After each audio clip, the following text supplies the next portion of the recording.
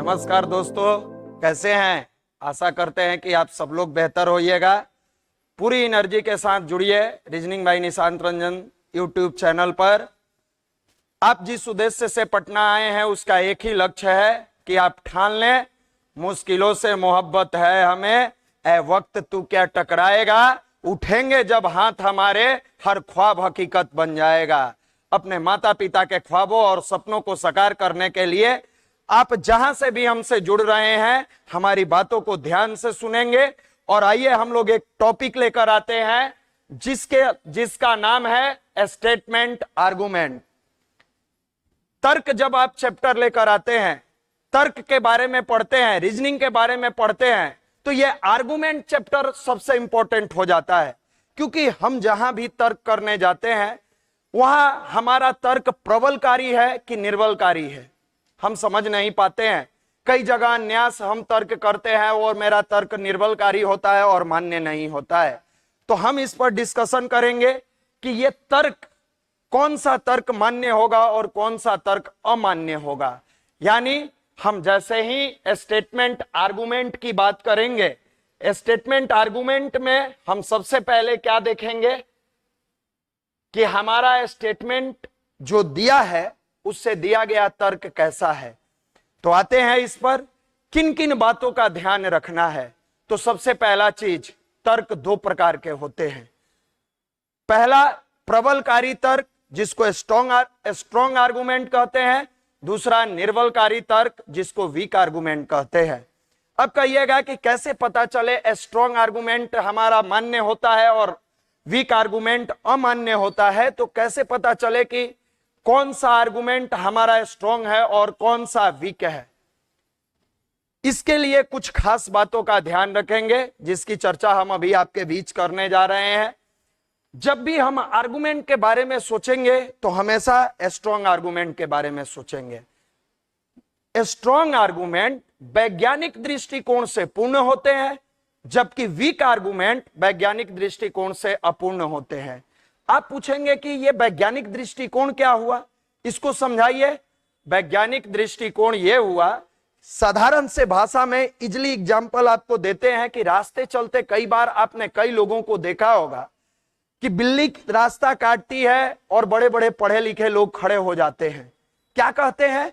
बिल्ली के रास्ता काटने से हमारा जतरा बिगड़ जाता है, यानी अशुभ होने का डर रहता है। कई बार आपने सुना होगा, घर से निकलते समय अगर कोई व्यक्ति छींक दिया तो हम कहते हैं हमारा जतरा बिगड़ जाएगा, हमारे लिए अशुभ हो जाएगा। अच्छा, आपके लिए शुभ और अशुभ दूसरे के छींक में क्या कर रहा था? आपका शुभ और अशुभ होना दूसरे के, ये कहीं ना कहीं वैज्ञानिक दृष्टिकोण से पूर्ण नहीं है, अपूर्ण है। बिल्ली है, जानवर है, व्यक्ति है, वो कहीं ना कहीं आएगा जाएगा। तो वैज्ञानिक दृष्टिकोण से जो पूर्ण होगा वो प्रबलकारी तर्क है, जो वैज्ञानिक दृष्टिकोण से पूर्ण नहीं है वो निर्बलकारी तर्क है। अब इसका एग्जाम्पल हम देते हैं। आपने पढ़ा होगा वैज्ञानिक दृष्टिकोण के बारे में, अलग अलग परिप्रेक्ष्य में अलग अलग चीजों को। जैसे घर से आप निकलते समय अपनी मां से कहते हैं, मां मुझे एक गिलास दूध दो, मां गुस्से में आ जाती है, शुभ समय के लिए निकल रहे हो, दूध मांग रहे हो। जबकि वही मां जब आप गोद में खेल रहे थे, आर्गुमेंट पर ध्यान दीजिए, गोद में खेल रहे थे, घर से निकलती थी तो सबसे पहले चेक करती थी कि मेरे बच्चे का बोतल में दूध रखा गया है कि नहीं, थर्मस में दूध रखा गया है कि नहीं। क्योंकि उस समय मां को यह ध्यान नहीं था कि शुभ है कि अशुभ है, वो देखती थी मेरा बच्चा गोद में है और अगर इसको दूध नहीं पिलाया जाएगा तो इसकी तबीयत बिगड़ जाएगी। इसलिए उस समय मां की ममता के आंचल के छांव में पलने वाला बच्चा शुभ अशुभ की परवाह किए बिना दूध उसकी आवश्यकता थी और दूध को लेकर गई। वहां यह वैज्ञानिक दृष्टिकोण से पूर्ण था, क्योंकि बच्चे दूध के बिना नहीं रख सकते हैं। अगर सफर 2 दिन का है, 3 दिन का है, 6 से 8 घंटे का है, तो मां भूल जाती है कि क्या शुभ है और क्या अशुभ है।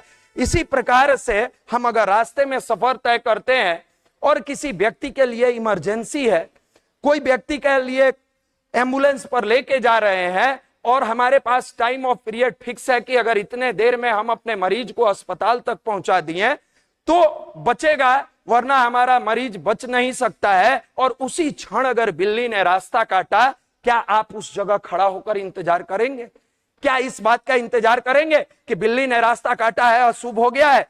बिल्ली के रास्ता काटने से वो व्यक्ति मरेगा कि नहीं मरेगा, लेकिन सही समय पर अगर आपने अस्पताल में नहीं पहुंचाया तो हो सकता है कि उस व्यक्ति का देहांत हो जाए। यहां वैज्ञानिक दृष्टिकोण से पुण्य नहीं है। अगर आपने रोका और एम्बुलेंस में देरी हो गई तो हमारे जो भी परिजन होंगे, हमारे साथ होंगे, कलीग होंगे, या जिसको भी आप लेकर जा रहे हैं, उनका देहांत हो सकता है। और यहां पर आपका तर्क निर्बलकारी है, क्योंकि बिल्ली का सामान्यतः गुण है कि आप कभी इधर जाएगी, कभी उधर जाएगी। और अगर यह सत्यता है कि बिल्ली के रास्ता काटने से जतरा बिगड़ जाता है, छींक आने से जतरा बिगड़ जाता है, दूध पीने से जतरा बिगड़ जाता है, तो ट्रेन पर सफर करने वाले हर यात्री जो चाय पीते हैं वो दूध का चाय पीते हैं। रास्ते चलते हटाइए, घर में आपकी बिल्लियां दिन भर घूमते रहती है। कभी आपके दिमाग में आता है कि बिल्ली के रास्ता काटने से जतरा बिगड़ता है, घर में बिल्ली घूम रही है, कहीं छत गिर न जाए? ये कहीं ना कहीं वैज्ञानिक दृष्टिकोण से पुण्य नहीं है। कई लोग तो कह देते हैं छींक आने से जतरा बिगड़ता है। अरे भाई, खैर खून खांसी खुशी बैर प्रीत मधुपान, रहीमन दाबे न दबे जानत सकल जहान। खैर, आप रिजल्ट दीजिए, आपके गांव में चर्चा का विषय होगा। प्रबलकारी है, किसी का बेटा परिकल्पना करके कार्यवाही किया है, तो तर्क तो होगा कि उसके साथ जाने वाले बहुत सारे ऐसे विद्यार्थी थे जो रिजल्ट नहीं दे पाए, लेकिन ये बच्चा रिजल्ट दिया है। ये प्रबलकारी तर्क है। खैर खून, आप में से कई लोग जानते हैं, कई ऐसे गांव में किसी बात को, विवाद को लेकर कई जगह हत्या कर दी जाती है, कई जगह मारपीट होता है। पुलिस तहकीकात करते रहती है, पुलिस को बहुत दिन बाद यह पता चलता है, सत्यता की जानकारी होती है कि क्या सत्य है, क्या असत्य है, कौन दोषी है। लेकिन गांव वालों से पूछिए, अगल बगल वालों से पूछिए, सबको पता होता है कि किसका किससे विवाद था और किस कारण से ये हत्या की गई, या मारा गया, या पीटा गया। बैर प्रीत मधुपान, दो व्यक्ति के बीच बैर होता है, सब जानता है। प्रेम, कई लड़के और लड़कियां सोचते हैं, या कोई भी व्यक्ति, हम छुप छुप के प्रेम कर रहे हैं, कोई नहीं जान रहा है। आप अगर प्रेम करेंगे तो अपने परिवार के लोगों से छुप के करिएगा, अपने इर्द गिर्द जो आपको जानने वाले लोग होंगे उनसे छुप के करिएगा। पूरे समाज के लोगों से आप छुपकर प्रेम नहीं कर सकते हैं। इसलिए आप ये जो सोचते हैं कि हमारे बारे में कोई नहीं जानता है, यह निर्बलकारी तर्क है। आपके नजदीकी कोई नहीं जानता है, आपके परिवार का कोई नहीं जानता है। हो सकता है आपकी माताजी न जानती हो, आपके पिताजी न जानते हो, आपके भाई न जानते हो। बैर प्रीत मधुपान, अगर आप किसी को शराब पिला दें और कहें कि वो चैन से जिए, वो कभी भी चैन से नहीं जी सकता है। नशा में आने के बाद उसके अंदर की जो भी निगेटिविटी या पॉजिटिविटी होगी वो आप तक पहुंचेगी। तो ये हमेशा तर्क का प्रश्न बनाते समय आप सबको याद रखना होगा कि अगर वैज्ञानिक दृष्टिकोण से पूर्ण है तो प्रबलकारी है, वरना यह तर्क निर्बलकारी है। अब आता है वैज्ञानिक दृष्टिकोण में महापुरुषों की बातों का हम जिक्र करते हैं कि कई बार ऐसा होता है कि लोगों द्वारा कहा जाता है कि महान विद्वान द्वारा कही गई बातें सत्य होती है, अक्षरशः सत्य होती है, इसके पूर्ण सत्यता नहीं है। महान विद्वान द्वारा कही गई बातें अगर समयानुकूल है तो सत्य है, अगर समय अनुकूल नहीं है तो असत्य है। अब पूछिएगा, एग्जाम्पल के साथ बताएं कि यह सत्यता क्या होती है, सत्य क्या होगा, असत्य क्या होगा, कैसे प्रबलकारी होगा, कैसे निर्बलकारी होगा। एक छोटा सा एग्जाम्पल, राष्ट्रपिता महात्मा गांधी जी, जिनकी जन्मदिन हम लोग मनाते हैं 2 अक्टूबर को, उन्होंने कहा है अहिंसा परमो धर्म। आप में से कितने सारे लोग जो जानते हैं अहिंसा परमो धर्म गांधी जी का दिया हुआ नारा है। जब दो भाइयों के बीच में किसी भी तरह का विवाद होता है, एक भाई दूसरे भाई को मारने काटने पर तुल्य जाता है, एक कोई समझदार व्यक्ति आता है और कंधे पर हाथ रख के कहता है सैकड़ों वर्षों की गुलामी से की जंजीर में जकड़े हुए देश को गांधी ने इसी नारा से आजाद करा दिया, अहिंसा परमो धर्म। जहां अहिंसा है, हिंसा का पुजारी मत बनिए। अरे दो भाइयों के बीच में झगड़ा हो रहा है, एक बित्ता जमीन के लिए, क्या भूल गए बचपन में दोनों ने एक साथ भोजन किया होगा, दोनों ने एक गोद में खेला होगा, दोनों ने एक बेड पर सोया होगा। आज क्या कारण आ गया कि गांधी जी के इस राष्ट्र में अहिंसा परमो धर्मों का जो नारा उन्होंने देके गए, एक भाई दूसरे भाई के लिए हिंसा पर उतारू हो गया है। यहां महान विद्वान महात्मा गांधी द्वारा, राष्ट्रपिता द्वारा कही गई बातें सत्य है क्योंकि दो भाइयों के बीच का बात है। लेकिन अगर हमारे किसी पड़ोसी मुल्क से, किसी पड़ोसी देश से किसी बात को लेकर बॉर्डर पर अनबन होती है और वहां हमारे देश का ब्रिगेडियर कोई अपने जवानों को आदेश देता है कि गोली चलाओ, और उसी समय वो लड़का कहता है, वो जवान कहता है, वो सेना में काम करने वाले लोग कहते हैं हथियार रख के, गांधी जी की नीति है अहिंसा परमो धर्म। क्या यहां समयानुकूल है कि हम हिंसा नहीं कर सकते हैं? अगर आप हिंसा न करेंगे, यहां पर अपनी देश की रक्षा के लिए हथियार उठाकर अगर कार्य न करेंगे, तो यहां नीति के अनुसार तो आपने मान लिया, लेकिन कल के डेट में हो सकता है कि सामने वाला द्वारा जो अनीति के पथ पर कदम बढ़ाकर आपके देश के बहुत सारे लोगों को हलाल कर दिया जाए, काट दिया जाए, मार दिया जाए, तब आपको अफसोस होगा कि यहां समय अनुकूल नहीं था। गांधी जी ने उस परिवार और संगठन के बारे में बात कहा, अहिंसा परमो धर्म, जहां हमें अपनाने की जरूरत है। कई भाई रास्ते चलते सुनते हुए मिलेंगे, रहीमन निजमन की व्यथा मन ही राखो गोय, सुनी अठिलई है लोग सब बांट न पई है कोई। रहीमन निजमन की व्यथा, अपने मन की व्यथा मन में रखिए, बाहर किसी को शेयर नहीं करिए। अब आप बताइए, आपके पेट में बहुत तेज दर्द है, डॉक्टर के पास पहुंचे, डॉक्टर साहब पूछ रहे हैं, जैसे नंबर लगाएं, अंदर गए, चेंबर में बैठे और उन्होंने पूछा समस्या क्या है? आपने कहा डॉक्टर साहब, हमारे गुरुजी ने पढ़ाया है, हमारे पिताजी ने समझाया है, हमारे टीचर ने सिखाया है, रहीमन निजमन की व्यथा मन ही राखो गोय, सुनी अठिलई है लोग सब बांट न पई है कोई। आपका इलाज कौन करेगा? कैसे होगा? यहां पर महान विद्वान की ही बातों का हम जिक्र कर रहे हैं, यहां पर नहीं है। यहां पर आपको अपनी व्यथा बतानी होगी कि पेट में दर्द है कि सिर में दर्द है, सीने में दर्द है कि पैर में दर्द है, क्योंकि वहां व्यथा बतानी होगी। और हटाइए, आपके पिताजी प्रत्येक दिन फोन करते हैं, बेटा मन लगा के पढ़ रहे हो, सब कुछ बढ़िया है ना? जी बढ़िया है। अच्छा है पिताजी, और कोई दिक्कत है तो बोलो। पिताजी को कहते हो सब बढ़िया है, रहीमन निजमन की व्यथा मन ही राखो गोय। 1 तारीख बीता, 2 तारीख बीता, 3 तारीख बीता, पिताजी का बार बार फोन आता रहा। वो समझते हैं कि अभी पैसा मेरे पास नहीं है, 2-4-5 दिन हमारा बच्चा और कहता है कि सब बढ़िया है, अच्छे से सब कुछ मैनेज कर लेगा, हम बाद में पैसा भेज देंगे। अचानक 6 तारीख को आपका मकान मालिक बोरिया उठाता है, बैग उठाता है, बाहर निकाल के फेंकता है। उसी दरमियान आपके पिताजी का फोन आता है, और फोन पर आप जैसे ही बात करते हैं, पूछते हैं पिताजी कैसे हो? क्या कैसे हो? आप ही ने तो पाठ पढ़ाया था, रहीमन निजमन की व्यथा मन ही राखो गोय। अब हम ये बात मन में रखे थे, आपको समझना चाहिए ना कि 1 तारीख हो गया, पैसा भेजिए। अरे भाई, हमेशा इस बात का ध्यान रखिए विद्यार्थियों कि समय अनुकूल अगर नहीं है तो महान विद्वान द्वारा भी कही गई बातें असत्य हो जाती है। यहां आप खुल के अपने पिताजी को अपनी व्यथा के बारे में बताएं कि पापा, हमारी मकान मालिक, हमारे जो ऑनर है, वो पैसा मांग रहे हैं, कृपया आप पैसा भेज दें ताकि हम रेंट दे सके, यहां व्यथा को बाहर निकाल सकते हैं। यह समय अनुकूल नहीं है कि आप महान विद्वान की बातों को कहीं से उठा के कहीं एडजस्ट कर दीजिए और तब अपने परेशानी का सबब बन के और परेशान रहिए। फिर आती है, हर बात पर हम लोग तुलना करते हैं, हमारे अपने पिताजी से करते हैं, अपने क्लास में करते हैं, अपने राज्य में करते हैं, अपने राष्ट्र में करते हैं। इस बात का हमेशा ध्यान रखेंगे कि तुलनात्मक अध्ययन कभी भी मान्य नहीं होता है। कई बच्चों को हम लोग सुनते हैं, फलाने के पिताजी तो 8,000 रुपया भेजते हैं, आप तो हमें 4,000 रुपया भेजते हैं।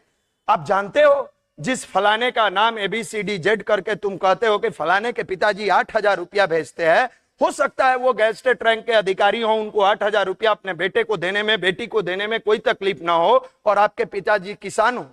यहां आप जो तुलना करते हैं, तुलनात्मक अध्ययन कभी भी प्रबलकारी तर्क नहीं होता है, यह निर्बलकारी तर्क होता है। हमारे परिवार की परिस्थितियां कैसी है यह हम जानते हैं, उसके परिवार की परिस्थिति कैसी है वो जानता है।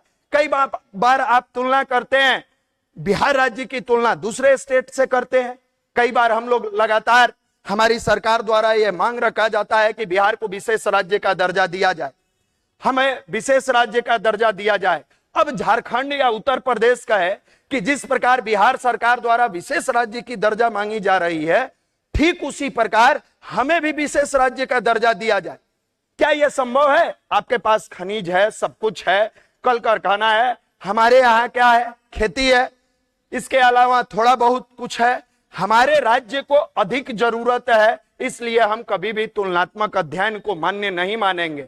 ठीक उसी प्रकार आप कहीं जाते हैं, आप तुलना करते हैं, ऐसे इनके द्वारा ऐसे किया गया।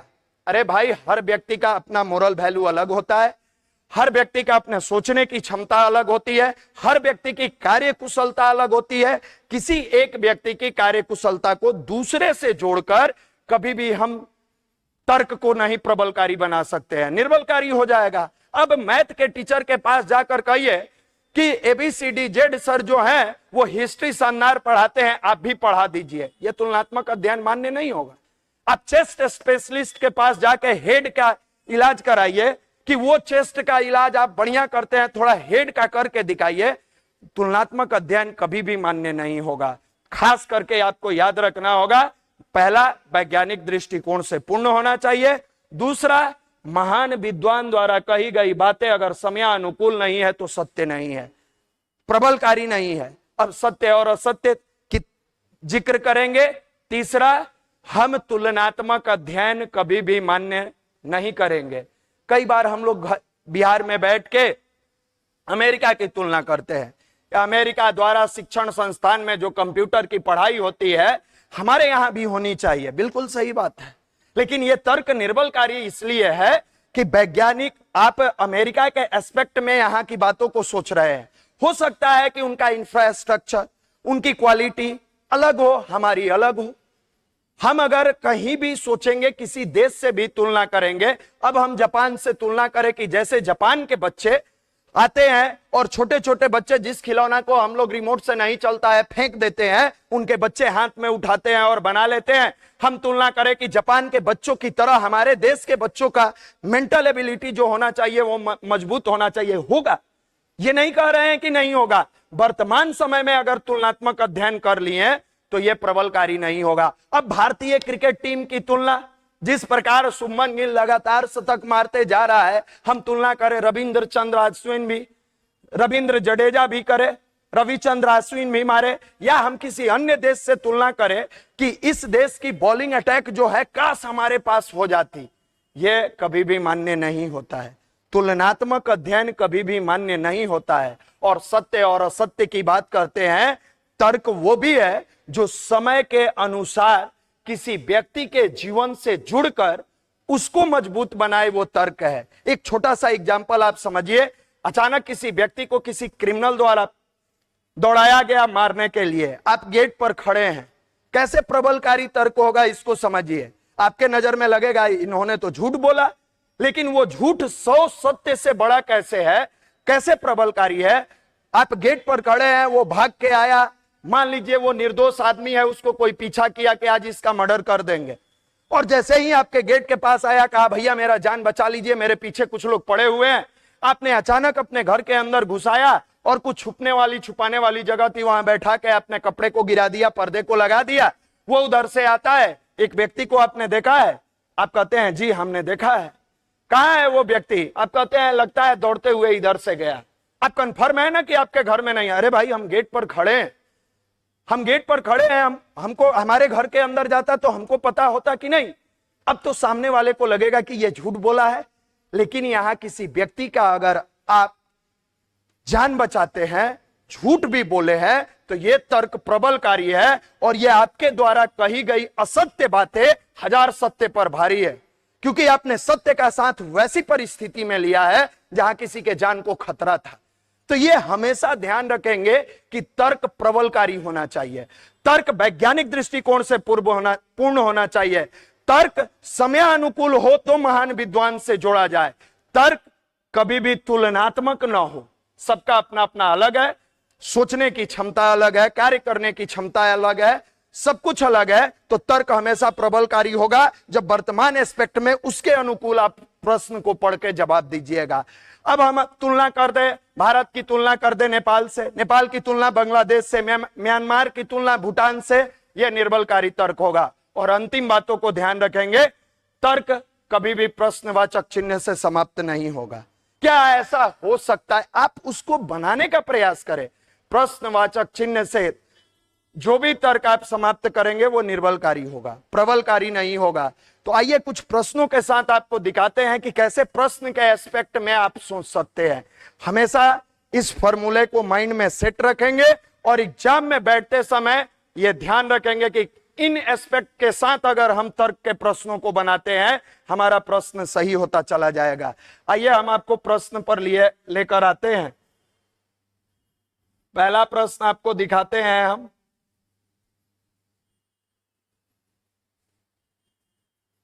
पहला प्रश्न देखिए यहां पर है,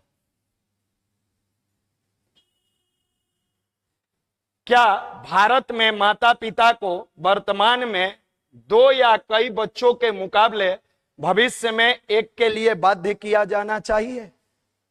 अब यहां बात किसकी हुई है? आपके देश की, आपके भारत की। कथन में क्या है? क्या भारत में माता पिता को वर्तमान में 2 या कई बच्चों के मुकाबले भविष्य में एक के लिए बाध्य किया जाना चाहिए?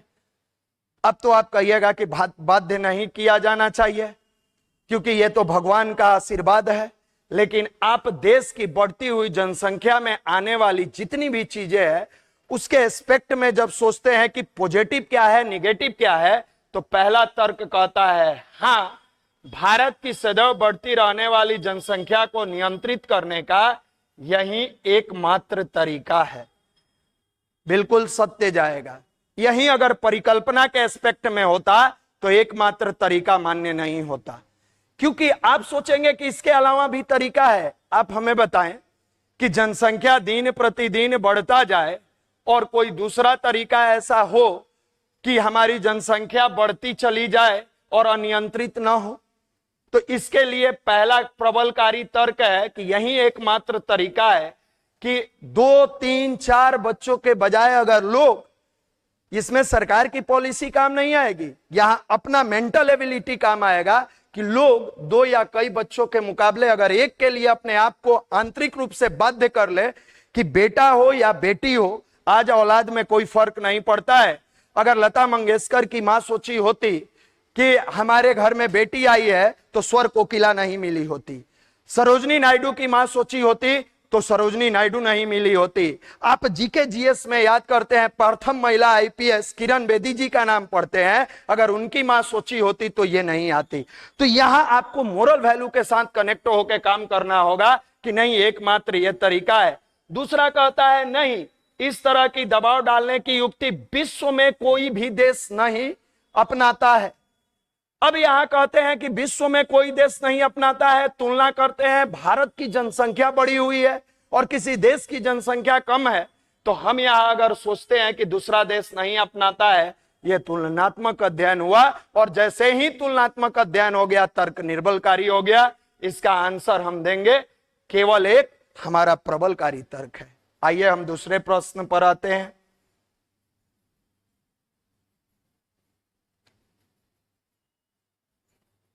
जिस बात का हमने जिक्र किया, क्या गर्भावस्था के दौरान लिंग निर्धारण पर पूरी तरह से प्रतिबंध लगा दिया जाना चाहिए? यह हमारे सरकार की पॉलिसी में है कि आप लिंग निर्धारण नहीं कर सकते।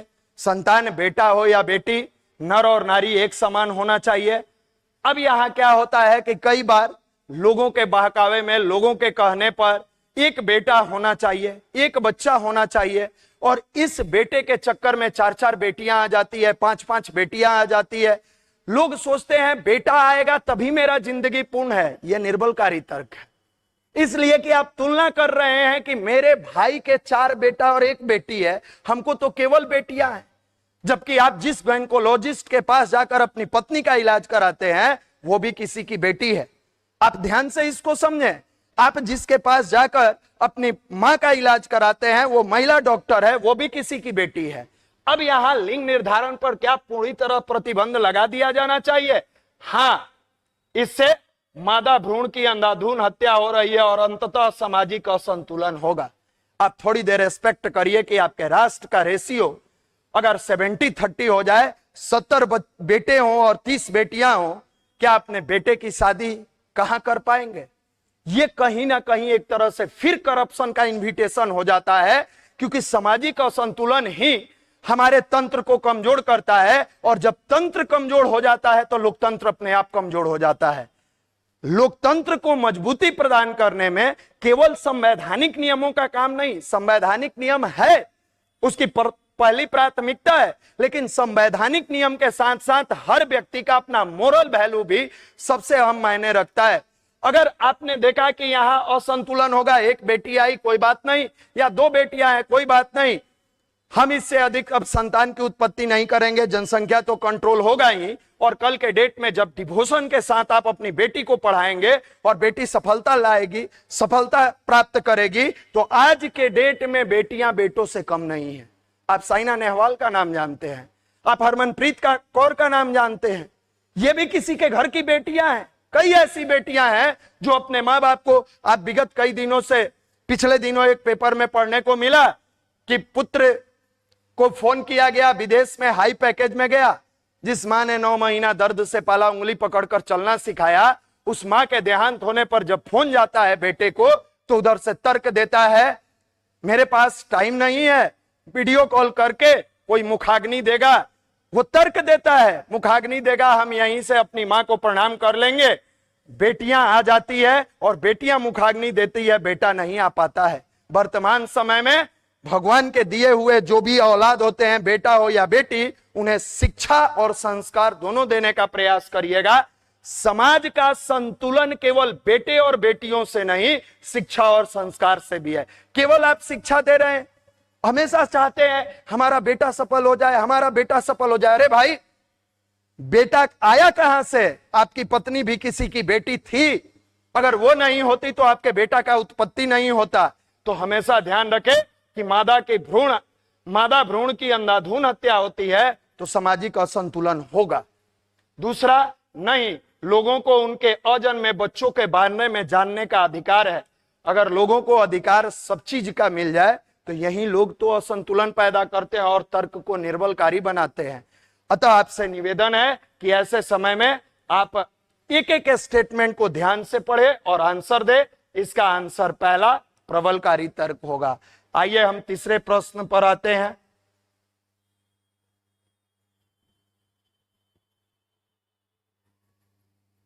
फिर उसी से मिलता जुलता प्रश्न यह बैंक पीओ में पूछा गया था, क्या सरकार को यह प्रचार करना चाहिए प्रत्येक दंपत्ति का केवल एक बच्चा हो? सेम सारी बातों को समझा दिए हैं।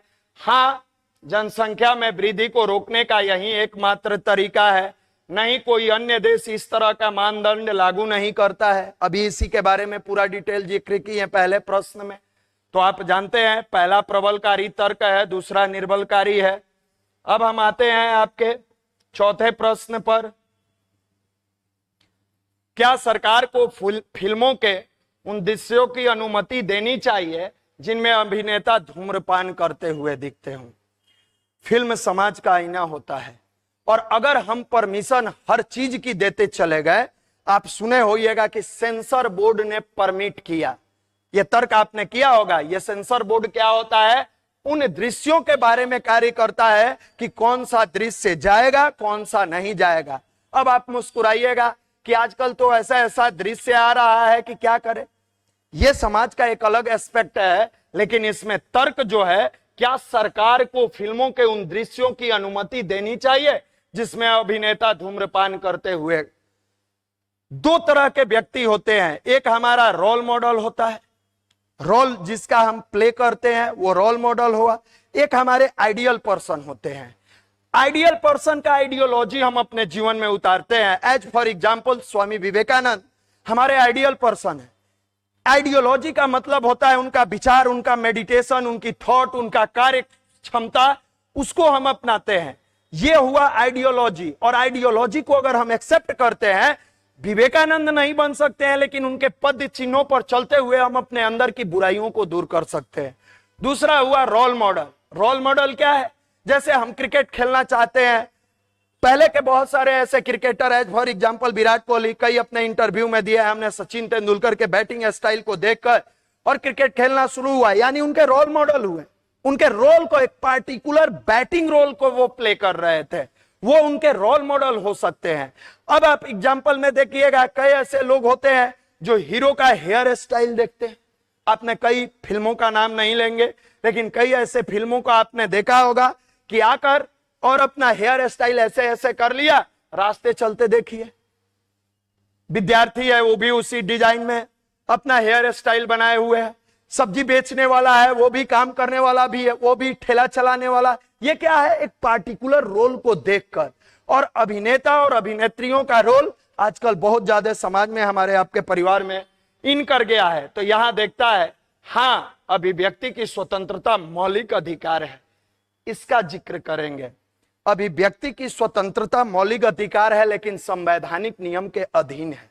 अगर अभिव्यक्ति की स्वतंत्रता दे दी जाए तो बहुत सारी जगहों पर ऐसा होगा कि अभिव्यक्ति की स्वतंत्रता तो मिल गई और उन्होंने उसका दुरुपयोग किया, यह निर्बलकारी तर्क होगा। संवैधानिक नियम के अनुसार स्वतंत्रता मिलनी चाहिए। अगर संवैधानिक नियम के अनुसार नहीं है तो कई ऐसे छोटे छोटे बच्चे हैं जो फलाने अभिनेता फलाने अभिनेत्री को मानते हैं कि बहुत अच्छा वो अपना फिल्म बनाते हैं। उनके फिल्मों को देखकर फिल्म से आकर्षित हो या न हो, लेकिन उनके द्वारा जो ये धूम्रपान वाली बातें कही गई है, हो सकता है कि कम उम्र में वो भी रास्ते चल के अपने पेरेंट्स से छुप के अपने घर से निकलते हुए धूम्रपान करना शुरू कर दे। तो यहां पर जब हम बात करेंगे कि क्या हमारी अभिव्यक्ति की स्वतंत्रता नहीं मिलेगी, मिलेगी अकॉर्डिंग टू लॉ, जो हमारा संवैधानिक नियम है उसके अनुसार मिलेगी। नहीं, युवा पीढ़ी प्रभावित तो हो सकती है और धूम्रपान शुरू कर सकती है, बिल्कुल सही बात है। क्योंकि उस उम्र के, कम उम्र के बच्चे जाते हैं, 8, 9, 10 के बच्चे देखते हैं, और बच्चों का एक गुण होता है कि अच्छाई को बाद में एक्सेप्ट करते हैं, बुराई को पहले एक्सेप्ट करते हैं। आज वर्तमान समय में आप जो टाइम ऑफ पीरियड है, देखिए बहुत छोटे छोटे बच्चे नशा का शिकार हो रहे हैं। इसका सबसे बड़ा कारण है बड़ा सा पर्दा, इसका सबसे बड़ा कारण है मोबाइल। हर घर में मोबाइल के कारण ये बच्चे अपने आप को डाइवर्ट करते चले जा रहे हैं। तो हमेशा ध्यान रखेंगे कि युवा पीढ़ी इससे प्रभावित हो जाएगी, और प्रभावित होगी तो वो अच्छाई को कम एक्सेप्ट कर पाएगी, बुराई को एक्सेप्ट करते हुए चली जाएगी। इसका आंसर केवल 2 प्रबलकारी तर्क होगा, क्योंकि अभिव्यक्ति की जो स्वतंत्रता है वो आपको एक दायरे में परमिशन करती है। तो आंसर 2 होगा। तो आपसे निवेदन है कि ऐसे ही एक एक चैप्टर हम लेकर आपके बीच में आते रहेंगे। आज के लिए बस इतना ही। आप पूरी ईमानदारी से हमारे YouTube channel reasoning bye Nishant Ranjan से कनेक्ट रहिए, सब्सक्राइब करिए, अधिक से अधिक लोगों को शेयर कीजिए। और जब कभी भी हताशा, निराशा और उदासी आए कि मैं ये नहीं कर सकता, हमेशा याद रखिएगा, मनुष्य अपने भाग्य का निर्माता स्वयं है। जो जैसा सोचता है, करता है, वैसा ही बन जाता है। अगर आज से आपने ठान लिया कि हम बेहतर बनकर दिखाएंगे, कोई आपको आगे बढ़ने से नहीं रोक सकता है। धन्यवाद। फिर मिलते हैं अगले चैप्टर के साथ अगले दिन।